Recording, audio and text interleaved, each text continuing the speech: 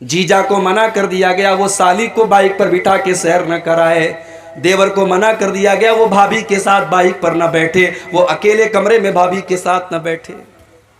ये तो हमारे इंडिया का कल्चर है। भाभी मां समान होती है। इस्लाम की नजर में भाभी मां समान नहीं होती है। इस्लाम की नजर में भाई के मरने के बाद छोटा भाई अपनी भाभी से शादी भी कर सकता है, भाई के तलाक के बाद शादी कर सकता है।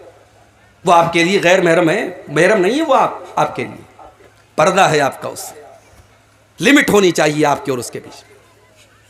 इस्लाम ने ज़िनाकारी के रास्ते में मेरे भाइयों बड़े बड़े बोर्ड लगा दिए। खाला का लड़का और खाला की लड़की आपस में गैर महरम में, खाला की लड़की अपने खालाजाद भाई से लिमिट में रहे, हद में रहे, उससे पर्दा करे। फूफी की लड़की, चाचा की लड़की, बड़े अब्बू की लड़की, ये तमाम के तमाम रिश्ते गैर महरम है। आज हमारे समाज में इन रिश्तों को कोई गैर महरम नहीं समझता। घर में औरतें, चाचा का लड़का घर में आता है, औरतें उससे कोई पर्दा नहीं करती, आराम से उसके सामने जैसे चाहे वैसे बैठ जाती हैं। इस्लाम ने यह कह करके बस नहीं कर दिया कि जिना के करीब मत जाओ। इस्लाम ने जिना के रास्ते में जहां जहां इंसान जिना के रास्ते पे जा सकता है, इस्लाम ने बड़े बड़े बोर्ड लगा दिए। आप हैरत करेंगे मेरे भाइयों, मेरी मां और बहनों, अल्लाह ताला ने कुरान में यहां तक बताया कि औरत दोपट्टा कैसे पहनेगी। भाई कुरान अल्लाह की किताब है, कुरान अल्लाह की किताब है। इस किताब में अल्लाह ताला ने यहां तक हमको सिखाया है कि औरत दोपट्टा कैसे ओढ़ेगी घर के अंदर, अपने ससुर के सामने, अपने जेठ के सामने, अपने देवर के सामने, अपने भाई के सामने, अपने रिश्तेदारों के सामने वो दोपट्टा कैसे पहनेगी घर के अंदर। घर के बाहर तो वो नकाब में रहेगी। फरमाया वलयज़रिबन बिखुमुरिहिन्ना अला जुयूबिहिन्ना, ऐ मुसलमान औरतों, तुम अपने दोपट्टों को अपने सीने पर रखा करो। दोपट्टा कंधे पर रखने के लिए नहीं है, दोपट्टा गले में डालने के लिए नहीं है। अपने दोपट्टों को अपने सीने पर, अपने गरेबान पर रखो। ये नहीं कि चलो हमारा भाई तो है, हमारे ससुर हैं तो क्या हो गया। मुसलमान औरत का दोपट्टा उसके गरेबान पर होना चाहिए।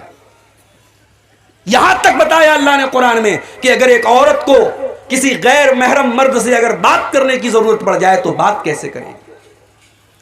अल्लाह ने फरमाया कुरान के 22वें पारे में, फला तखज़ान बिल क़ौलि फ़यतमअल्लज़ी फ़ी क़ल्बिही मरज़ुन वक़ुल्न क़ौलन मअरूफ़ा। ऐ मुसलमान औरतों, जब तुम्हें किसी गैर मर्द से बात करने की नौबत आ जाए और बात करने की ज़रूरत पड़ जाए तो तुम अपनी आवाज़ में नरमी पैदा न करो, अपनी आवाज़ में लचक न पैदा करो, तुम अपनी आवाज़ में कड़क अंदाज पैदा करो, तुम सख्ती के साथ बात करो। सामने वाले को ये न लगे ये मुझको लाइन दे रही है, सामने वाले को ये न लगे कि ये मुझे सिग्नल दे रही है। सामने वाले की उम्मीदों को तोड़ दो, तुम सख्ती से बात करो, तुम नरमी से बात न करो। आजकल ये भी चल रहा है, फेसबुक वाली दीनी बहन, लड़की ने पोस्ट डाली, कोई कुरान की आयत लिखी, लड़कों की लाइन लग गई, माशाअल्लाह सुभान अल्लाह। क्या है साहब? अरे ये हमारी दीनी बहन है। अब ये दीनी बहन जो रहती है फिर वो फेसबुक के मैसेंजर पर आती है, फिर वहां पे चैटिंग होती है, फिर चैटिंग के बाद मुलाकात होती है। ये ज़िनाकारी तक पहुंचाने वाले रास्ते हैं मेरे प्यारे साथियों। इस्लाम ने इन रास्तों को बंद किया है। आपकी कोई दीनी वीनी बहन नहीं है। वैसे तो सारे इंसान आपस में एक दूसरे के भाई हैं, सब आदम की औलाद है, सब हव्वा की औलाद है।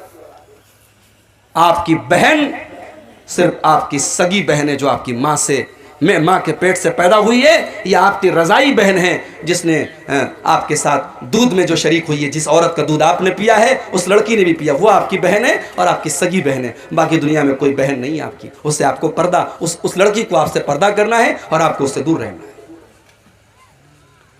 तो आफताब ने और श्रद्धा ने लिव इन रिलेशनशिप में वो जिंदगी गुजार रहे थे। अब क्या मामला हुआ अल्लाह आलम। मीडिया में खबर, आप मीडिया को तो मसाला मिलना चाहिए साहब। मुसलमान लड़के का नाम मुसलमान है, लड़की का हिंदू है, इतना काफी है मीडिया के लिए। उसने 28 टुकड़े किए थे अपनी महबूबा के, उसकी लाश के 28 टुकड़े किए थे और उसको फ्रीज में रखा था।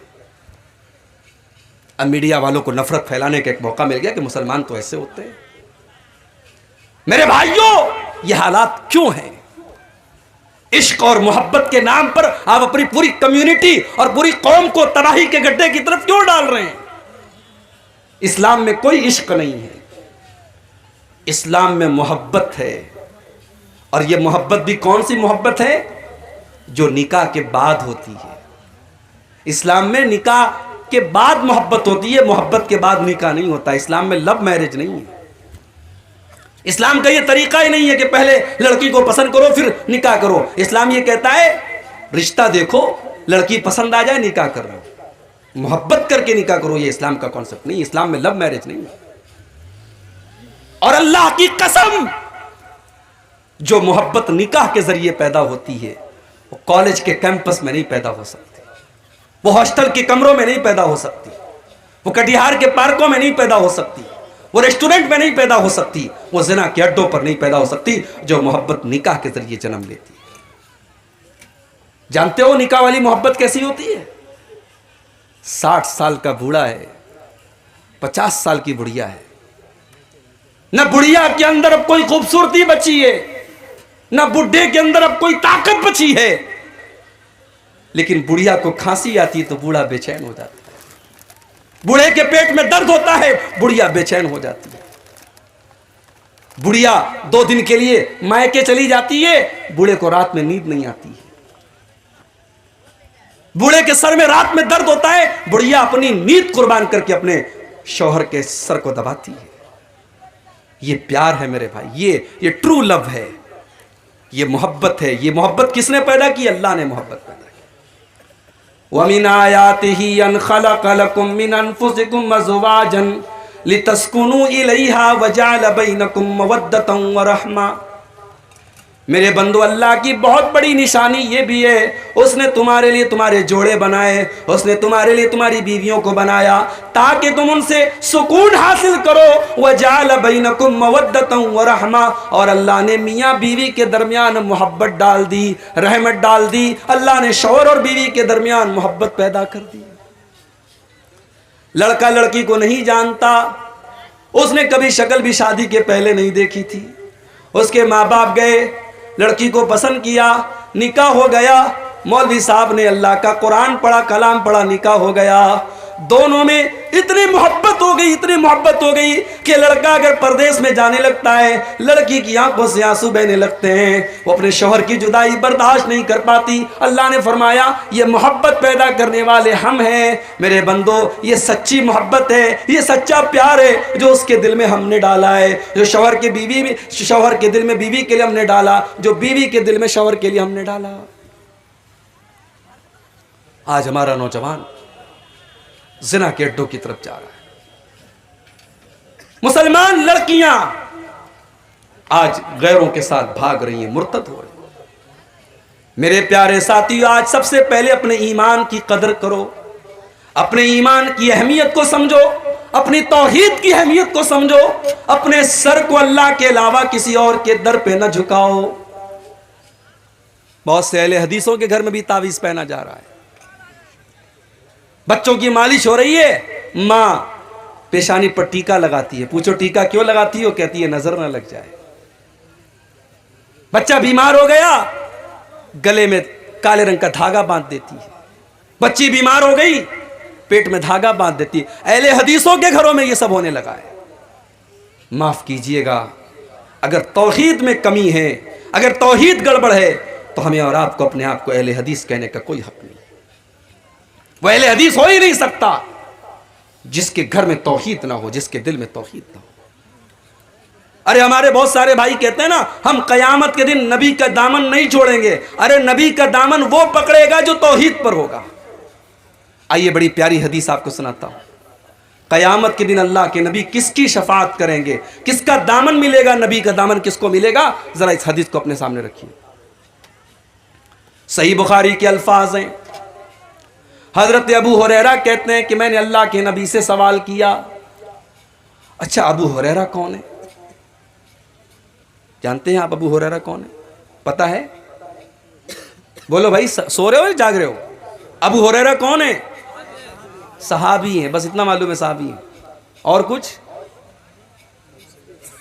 ابو ہریرہ وہ صحابی ہیں، ان کا کوئی کام دھندا نہیں، کوئی تجارت نہیں، کوئی بزنس نہیں، کوئی دکان نہیں، ان کا بس ایک ہی کام ہے، وہ 24 گھنٹے نبی کے دروازے پر رہتے ہیں، نبی کے ساتھ رہتے ہیں، نبی کی باتوں کو نوٹ کرتے ہیں، نبی کی حدیثوں کو نوٹ کرتے ہیں، ان کو سنتے ہیں اور یاد کرتے ہیں۔ آج 1 گھنٹے کی تقریر ہم کو آپ کے سامنے کرنی ہے تو ہم موبائل کا سہارا لیتے ہیں، کوئی حدیث پڑھنی ہے سرچ کرتے ہیں کہ حدیث ایک بار ریپیٹ کر لوں، حدیث صحیح ہے کہ نہیں، صحیح پڑھ رہا ہوں کہ نہیں پڑھ رہا ہوں۔ ابو ہریرہ کے دور میں موبائل نہیں تھا، کمپیوٹر نہیں تھا، لکھنے پڑھنے کا رواج نہیں تھا، مگر اللہ نے ابو ہریرہ کو غضب کی میموری دی تھی۔ 5274 حدیثوں کو ابو ہریرہ نے یاد کیا تھا۔ 5274 حدیثوں کو حضرت ابو ہریرہ نے یاد کیا تھا میرے بھائیوں، اور پورا من وعن جیسے نبی سے سنا تھا ویسے امت کو پہنچایا تھا۔ ابو ہریرہ اللہ کے نبی سے سوال کرتے ہیں، اے اللہ کے نبی، من اسعد الناس بشفاعتک، قیامت کے دن وہ کون سا خوش نصیب ہوگا جس کو آپ کی شفاعت نصیب ہوگی؟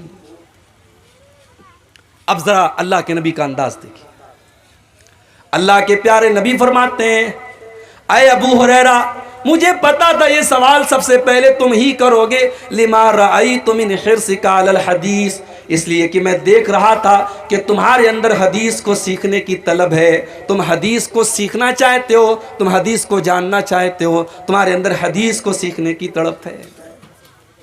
کاش اللہ ہمارے نوجوانوں میں یہ تڑپ پیدا فرماتے۔